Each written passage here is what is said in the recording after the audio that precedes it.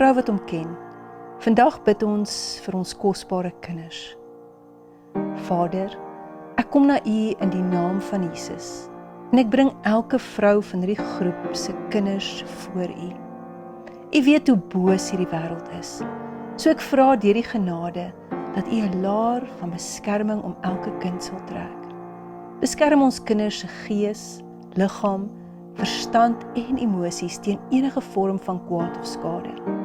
Ek bid spesifiek vir beskerming teen ongelukke, siekte, beserings of enige fisiese, geestelike of emosionele misbruik.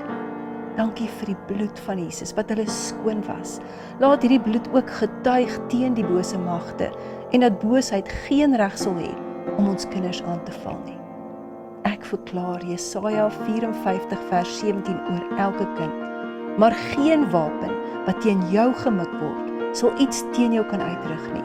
Elke aanklag teen jou sal jy weer lê.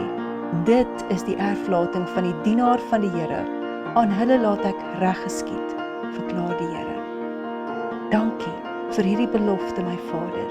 En dankie dat hierdie gebed 'n kragtige uitwerking het oor elkeen van ons kinders. Ons bid dit in en deur die wonderlike, reddende naam van Jesus Christus. Amen.